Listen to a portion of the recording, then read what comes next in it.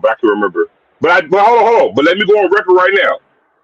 I am saying, if everything comes like I think it do, health wise, I say 9-2 is worse for this season. Oh, get out of here! So okay, can you pull up Jackson State schedule? I surely can. I surely can. I like, hey, 9-2. Come on, man. I don't know. So I got to look at this because you said for the record, so this for the record. So all right, what y'all got coming in? Damn, what y'all what pipeline y'all don't want to speak on it? I mean, it's not a matter of what we got coming in. This is what we have returning as well. I mean, y'all okay. Let's pop it off. ULM, that's a loss. Can we? No, it's not. Let him do it, Scotty. Okay. Go ahead, Zoe. Go ahead. ULM. So ULM, this will be the SWAC's first win against a Sun Belt opponent. We'll give you Lane. No. Let me get to. Hold on, before people think, oh, it's crazy. Let's use rationale. So this is very similar to Coach Prime's first year. ULM has a first-time coach who's never been a coach before. Go look at their roster. The majority of their roster came from Mississippi JUCOs. Jackson State has the better roster.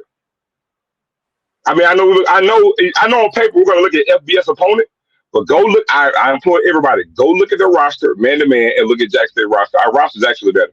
Okay. So I've been a Jackson State fan. Okay, but we know SWAC teams don't care about out of conference opponents anyway. So let's just whatever. So we'll skip over these two. It don't matter because y'all. No, give him every right for the record. Give him every right for the record. Lane. You're gonna love to come back to this. Oh, my man Perry. This my country cousin from Arkansas. Right on, buddy. So look, we're gonna beat ULM. We have the most experienced team, and unlike Prime. TC is coming into his second season with the team that he knows. And we have to have something for continuity from year 1 to year 2. We can't just sweep that under the rug. And again, they're in a different position. First-time coach has never been a head coach, new staff. And again, this is a completely different roster than what they had last season. So all intents and purposes, this game favors Jackson State. Now, Lane, that's WC going classic. We got that. We're sitting at 2-0. All right, then we got Jiga City State, coming up next after Lane College. I mean, we're on 3-4 game winning streak against Southern. And again, I think Southern has a good roster, but because it's our second year, because of how we transitioned from last year to this year, I'm going to give the edge to us. And I only say that because I think it'll be different because Southern doesn't know what they have being this Terrence Gray's first year. I'm going to say this before I even go forward. I think the SWAC has a lot of talented teams, but to your point earlier, Perry, it's going to come down to quarterback play. And fortunately, Jackson State has one of the few quarterbacks that played last season with experienced time. And we have that with the continuity of the players that we had from last season. Now I think, Biden and they have a few other players. Southern has a talented roster. But again, it's one thing to get players in through the portal, but Southern biggest issue, I think, and we learned firsthand, you can get O-linemen out that portal. The hardest thing is getting them to jail. And if you're struggling on the O-line right now, it's harder. That's the biggest question mark to know what you got going into the season. Now, being that we know what we have on the O-line and we should be actually pretty good, I'm going to give us the edge in that game. So we're sitting at 3-0. Now, Grambling. We got Grambling on the road. And if I had to say a good game we probably could lose, I'm going to use Grambling and say that's probably a game that we may lose. I'm going to tell you why. Grambling, unlike any other school that we play, in Grambling, it's a house of horrors for Jackson State. It is. It's a house of horrors for Jackson State. And it's not so much that we have the better team, because a lot of times you can have the better team, but certain teams you just don't match up well with. And again, I did say 9-2, so I'm not going to sit here and say we're going to go undefeated because I said we're going to be 9-2. And Grambling is just a loss I could actually see. I really looked at that game as being a toss-up. Well, I'm going to say this one we'll probably lose. So I'm going to say my losses are more or less toss-ups. So go ahead and move the screen up. Who we got next? All right. Texas Southern, you going to keep moving. Alabama A&M, you going to keep moving. We ain't got to say nothing about that. Okay. All right. Now, FAMU in Jackson. You know what I'm saying? This right here is going to be a deuce. We waiting on this one. They lost too much. And I'm praying, sweet baby Jesus, let Junior Maritos be the starting quarterback when they come to Jackson.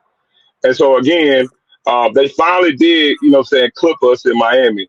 But I don't know if y'all noticed, man. The last time we played them in Jackson, and the last time we played them in Tallahassee, it's a dub for the city. So we're gonna continue that thread. It's gonna be a dub. I don't even think the game. I think it may be close. I think we'll probably get them by 10. Bethune-Cookman. Now, I'm gonna be the only person in any platform to say this game worries me. This game truly does worry me. Now, I know you may say, well, we got all these other teams we play. Why does this game worry you? Because, man, Bethune-Cookman actually have solid players. They got a damn good defense. And they had a lot of injuries themselves last year. And, again, continuity. They didn't have a good season last year, but you got to look what they did on the recruiting staff, on the staff, right? And continuity. I think we'll get this game, but closer than what people think. Pine Bluff, we can keep on moving. Oh Lord, they don't be the 5 time in the history. We bathed in holy water. Don't move past that. Alabama State. You remember them? I mean, yeah, I remember them. They were like, hold on. Let's talk about this game.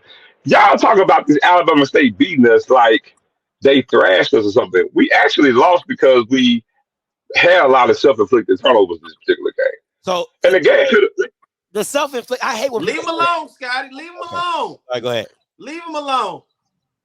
Hold on. We had 2 self-inflicted fumbles now in that game when we were driving. Now 2 were caused by hits. We had 5 fumbles that game. I said 2 were caused by hits. That's not self-inflicted. I said we had 2 self-inflicted. All we need is 1 score to win that game. All we need is 1 score to win that game. We had 2 self-inflicted fumbles in that game. We win that game. So anyway, but it's a dub. It's a dub. It's gonna be a beautiful thing. Now I'll say that. So by my accounts, we're sitting at what? That's 9-1 by my account, right? So this got to be loss number 2. It's got to be number 1. I just said, and I'll give a season end the loss to Alcorn. We sit at 9-2 and win the SWAC East.